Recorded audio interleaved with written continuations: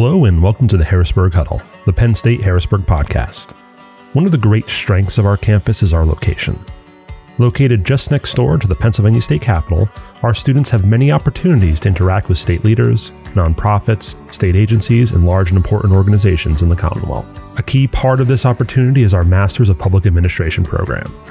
Today, Assistant Professor of Public Policy and Administration, Dr. Dan Mallinson, sat down with Luke Yingling, a 2019 graduate of the MPA program. Together, they discussed his experience as a student here and how it informed and benefited his career.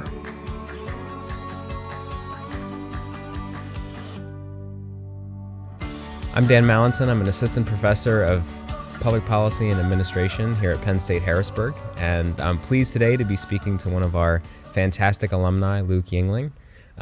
He graduated the program a couple of years ago and has been working in the legal sector. And so we're going to talk a little bit today about the program, about his experience and his career. So to get started, I will just ask Luke to tell us a little bit about himself and his background. Absolutely. So obviously my journey led me to the master's program here. But before that, grew up in West Virginia, spent my whole life there, grew up in a small town called Ona in the southwest corner of the state. Went on to play baseball in college, had an athletic scholarship, academic scholarship, so I enjoyed that for a while. But after 3 years of that, I got an opportunity to work in state government. And so worked for the state Senate, got to see how the sausage is made, and I really loved that experience. And so after that, I was pretty convinced I wanted to go on to do studies along those lines, looking at government and how government functions. And so that's what led me here to Penn State. But after that, I went on, got my law degree back in West Virginia at WVU. And then it was during that time I founded my company where I work now, and that's a company that focuses on legal analytics. All right.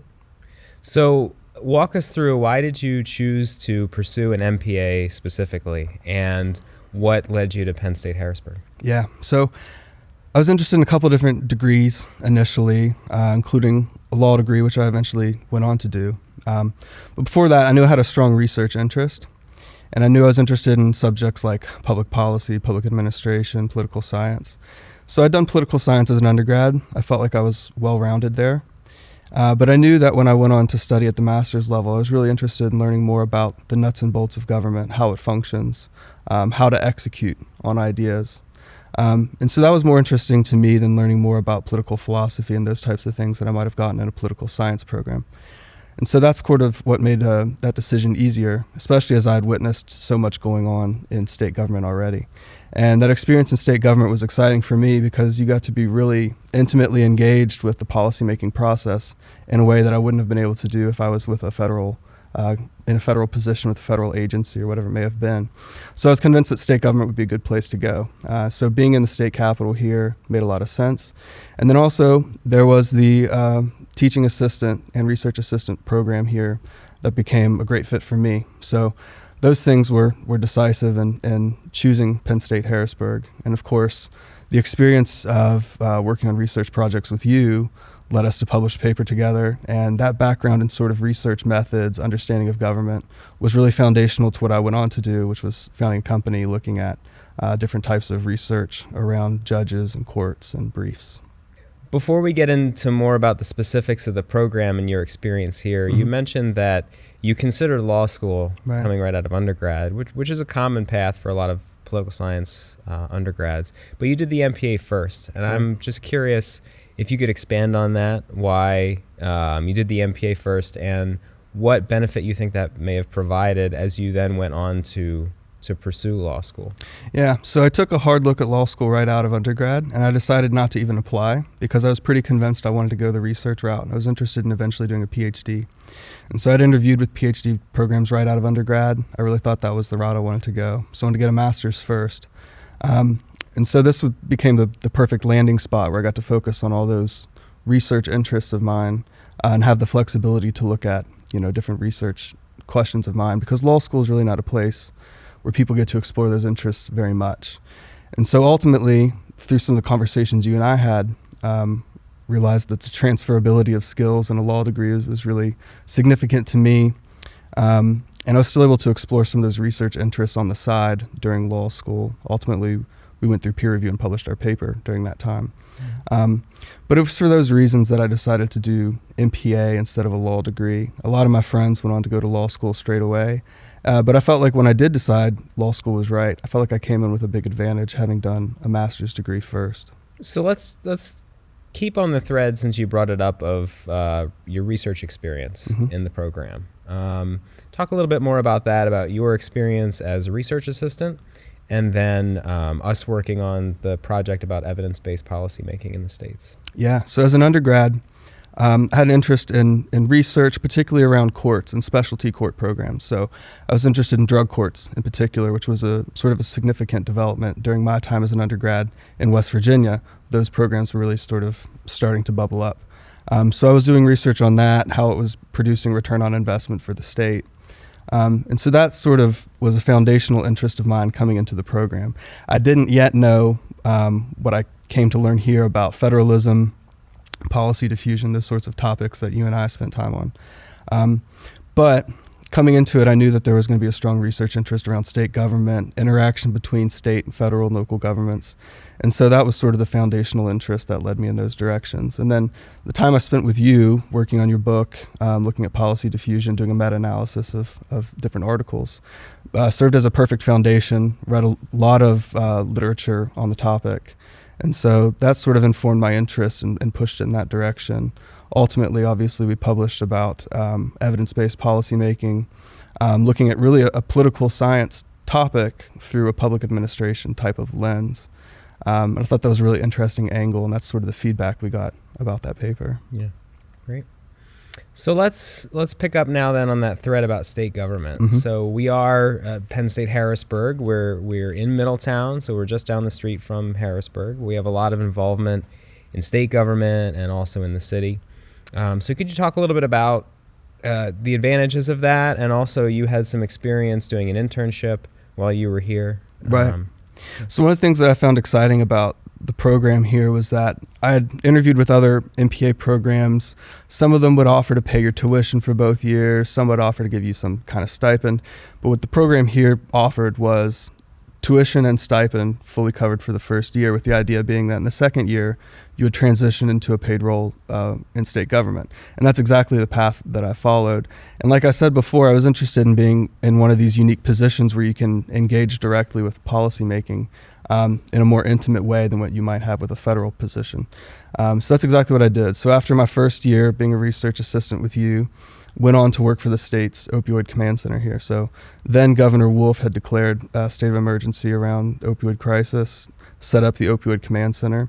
And so I got to work in this group that included, I think it was 16 or 17 state agencies, all collaborating with the opioid command center at the center of that. So that was an excellent way to learn about policymaking and the executive side of things, involving numerous agencies, and I got to be, right there in the middle of it. So that was a really exciting experience for me. And now that experience also built on some experience you had in undergrad. That's right. And eventually then in law school, correct? That's right. So when I was an undergrad, I was interested in drug courts and those sorts of things, like I said. And then when I was a law student, I went to work for the West Virginia's Office of Drug Control Policy.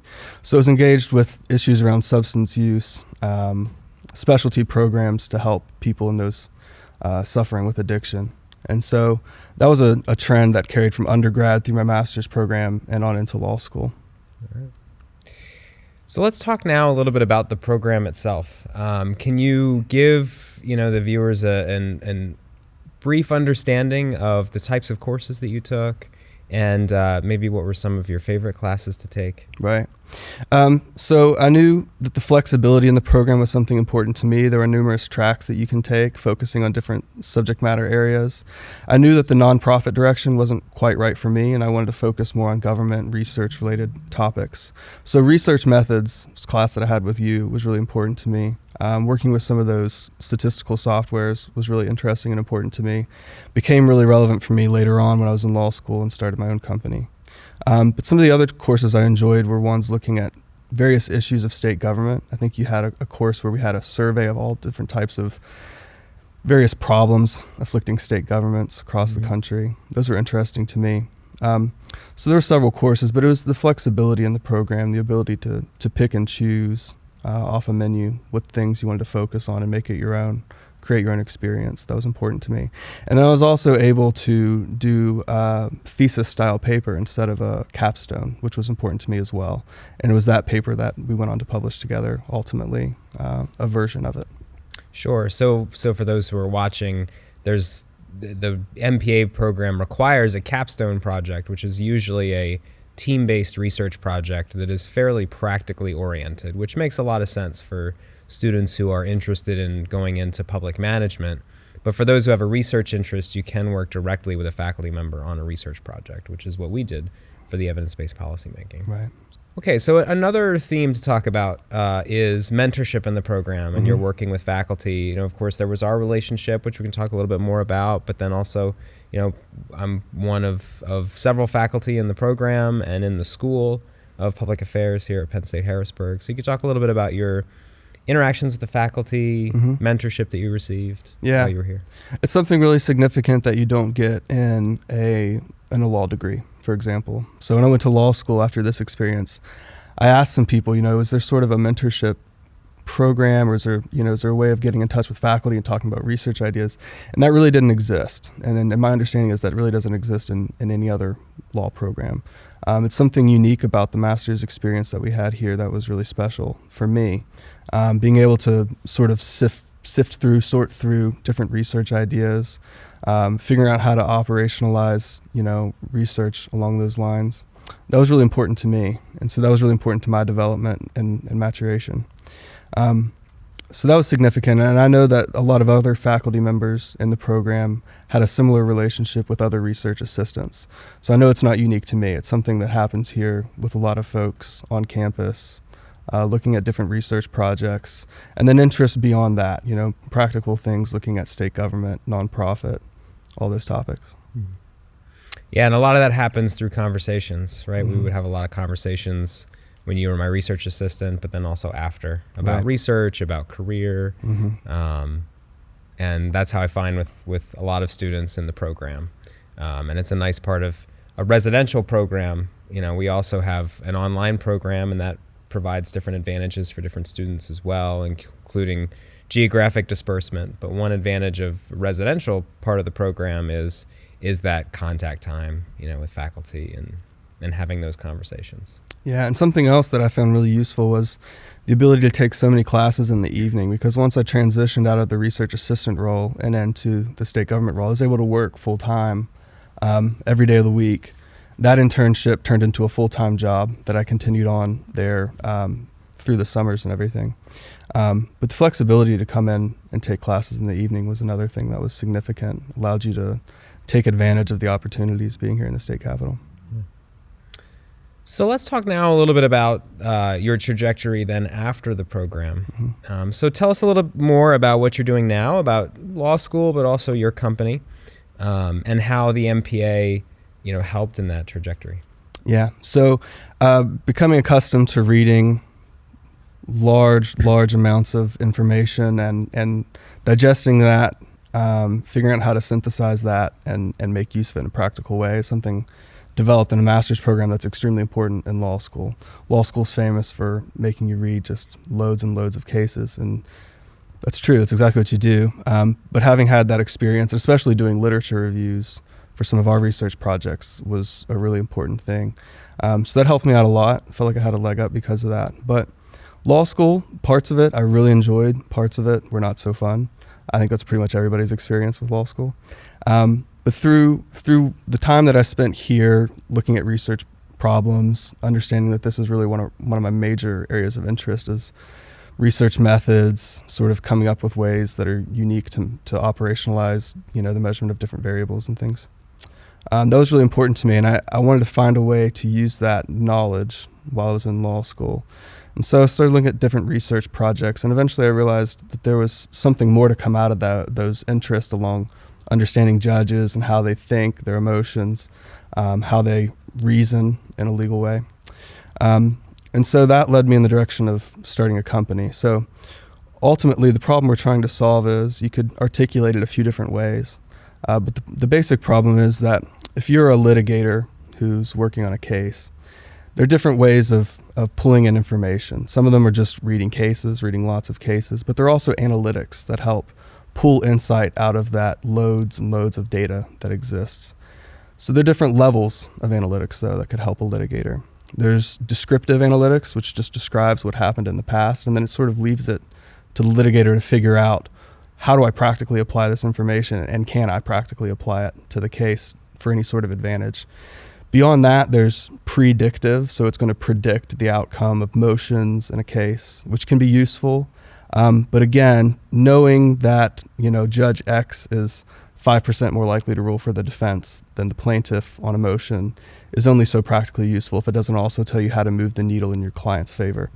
And so we wanted to go a step beyond that, which hadn't really been done in legal, which is prescriptive analytics, sort of helping prescribe some of the language, some of the argument types that you should employ as a litigator to persuade a judge in your client's favor.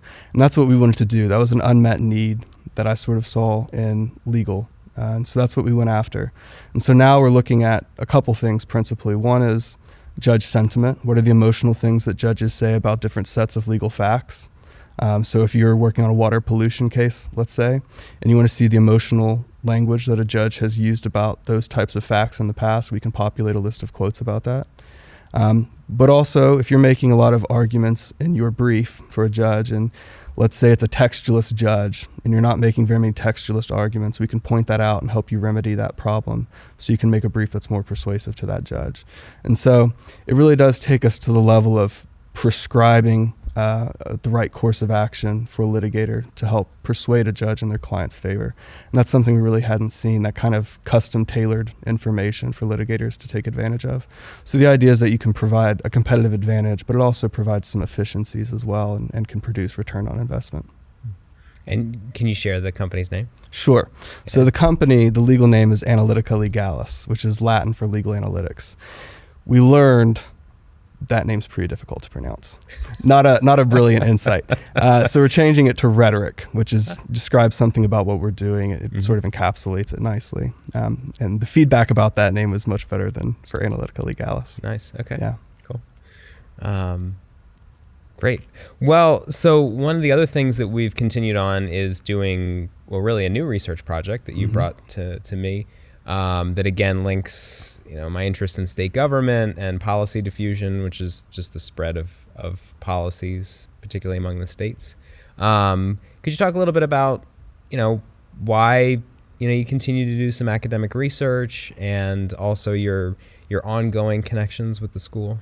Yeah. So part of the reason that I went in the path that I did, raising capital to start a company, was because it provides you a lot of latitude to explore different interests of yours. And so obviously through the company, we spend a lot of time on research, but it also allows me to go do these side projects where I can look at publishing papers about things that just happen to be of interest to me. So I think the paper we're working on now is pretty significant in a couple different ways. It's definitely an ambitious paper in terms of the number of things it wants to talk about and sort of the new concept of federalism it puts forward. But to give sort of a background on the paper, we're looking at some of the shifting that we're seeing in our federalist structure in the United States. We're seeing that states are sometimes resorting to courts to enact policy change.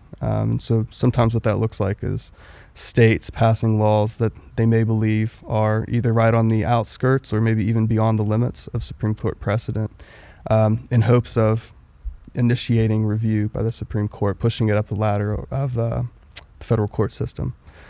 So that's an interesting trend that's noteworthy by itself, but there's also an interest group aspect to this, looking at how interest groups work on model legislation. They put it through state legislatures. And so there's a collaboration there that's really interesting and noteworthy. And so I think it's a significant paper for a couple different reasons. So it's been exciting to work on. Yeah, it's always nice to have those ongoing connections with our students, even as they move forward from Penn State Harrisburg. You've agreed to be on our advisory board, which is that's right. I didn't know you knew that. Fantastic. I do. I was the one that recommended you. I figured. And that's really important, actually, because our program is accredited by NASPA, which is an accrediting organization for public affairs programs. And so that means that the program meets certain standards. And one of the things we do, we're going through reaccreditation now to be accredited for the next, I think it's 4 to 5 years. And, one of the things that NASPA wants to see is us have outside eyes on things like our mission and our vision and our course structure and things like that. So we have an advisory board that includes alumni that are working in a variety of different areas to give us that kind of feedback. Yeah. And it's also a way, again, for us to keep engaged with alumni. So we appreciate you being a part of that. Yeah, absolutely. It's my pleasure. Yeah. So we've talked about our work together and our research work together. Are there other faculty that you worked with while you were at Penn State Harrisburg? And you can talk a little bit about that. Yeah, absolutely. So I got to work with some other faculty looking at criminal justice issues. And so that involved me spending a lot of time reading literature reviews about a whole bunch of different issues in criminal justice, a number of issues, which also involved some things around substance use. So it kind of built off my work in public policy, looking at Office of Drug Control Policy in different states, Opioid Command Center work that I ultimately did here. But it built off that, and it was an interesting thing being able to work across departments with other faculty outside of the MPA program. So that was a good way to get an outside perspective on some different issues. Yeah, and I want to pick up on that because it relates to what you said earlier about the flexibility of the program. So we are a Master's in Public Administration program, but we're within the School of Public Affairs at Penn State Harrisburg. And the school has not only public administration, but also has political science, public policy, criminal justice, health policy and administration, and homeland security. And so we attract a lot of students that will take the core MPA courses, which are things like research methods, budgeting, organizational theory, human resources, and then they will kind of wrap around that with the elective courses, not only courses from our program, but also from those other programs. So somebody can come in with an interest, say, in criminal justice, either policy or working in the criminal justice system, earn their MPA, but focus their electives on criminal justice. Or again, we have that a lot with the Homeland Security program, which Homeland Security is an entirely online program. And what that allows for students to do is they can kind of have a hybrid program where they take some of our courses in person or even in our online program, and then they can take MPA courses online, Homeland Security courses online as well. So that's one advantage of the school, is that we are broader than just public administration, and students can focus in those different areas beyond the traditional public administration. So I think that's an advantage here for our school as well, and that's a good example of that. You also picked up on we've talked a bit about addiction and opioids, which is a big issue in Pennsylvania, also in West Virginia. And that's something that Penn State more broadly, but also Penn State Harrisburg has built a focus on. So there's the Consortium for Substance Use and Abuse broadly at Penn State that I'm a part of and many other faculty are part of. And then here at Penn State Harrisburg, we have the Douglas Pollock Center, which they work directly with community organizations that are working on the opioid epidemic and helping those addicted to opioids. And there's been a lot of collaboration there between our school and the Pollock Center and some of those initiatives that I think continues to grow. And there's a lot of opportunities there. I think it's also worth mentioning, too, about our program that Penn State Harrisburg is, like, geographically, we're located close to the Capitol, but we are also located close to Penn State's Dickinson School of Law and the Penn State Hershey Medical Center. And so we have a joint MPA JD program that students can take advantage of with Dickinson. We also have students that will go to Dickinson afterwards for law school.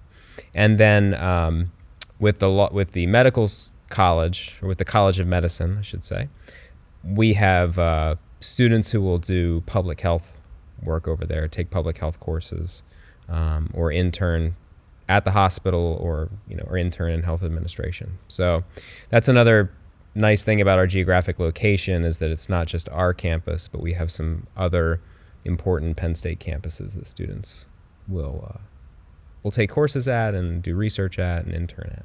So could you share with us some anecdotes or things that you learned during your graduate school experience here that you would share with people who are considering grad school? Yeah, absolutely. So One thing for me was I came in with this idea that, research for me was a primary interest. I knew that. It remained a primary interest all the way through the program. But I thought that looked like, that was going to carry me towards academia. I realized pretty quickly that's not really where I wanted to be, even though that was still my primary interest. Ultimately, I decided that's going to look like something in the private sector, something with a think tank. Those things were much more aligned with my interest over time. And I don't think I would have discovered that except for being in a program like this one where you had the flexibility to explore a whole range of interests. So that was a significant thing that came out of being in the program. And then again, the flexibility to look at, doing a thesis rather than a capstone was really important because that allowed us to publish the paper. And publishing that paper gave me a lot of credibility when I went to raise funding from investors. To show that, I know something about research methods and there's this background, I've been through peer review. And one of the other things that's really interesting that I'll note is that there are studies about, what's the best predictor of success for a startup? The best predictor is having been in a startup before. And so I don't have that prior startup experience, but I think there's something somewhat similar in having done research because you're taking an idea, you're sending it out, putting it out in the world, exposing it to criticism through the peer review process.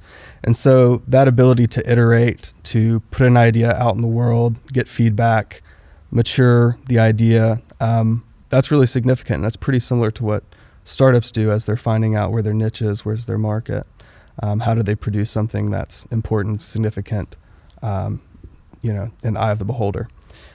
So that's a significant thing that I was able to do through the program that I'm not sure I would have done elsewhere. So do you have any advice for students who are considering graduate school for being successful in graduate school? Sure. There's a lot of cliches about what you put into it is what you get out of it and those sorts of pieces of advice, but I think there's a lot of truth in that. If you know that you want to push your career in a certain direction, you can really move the ball down the field during your master's program or during your law degree or whatever it may be. I saw, these different times in my education journey as free runway to work on things on the side that were significant to me. So during the master's program, I saw that as runway to work on a research project that was important and interesting to me. During law school, I saw that as free runway to work on a startup. And so I think for people who have a lot of interest and want to explore them during the program, that also provides you with some runway to look into other things in other areas of your life. And having that passion, being able to explore it simultaneous to doing the education, I think that's really important, really valuable. Well, Luke, thank you so much for this conversation. I appreciate you continuing to engage with the program, and personally, I appreciate getting to see you after a few years, and actually since before the pandemic. So It's nice to meet in person and chat.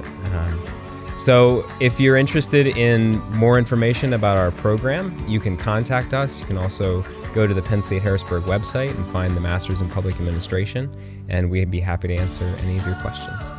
So thank you so much, Luke. Yeah, thanks for having me. My pleasure.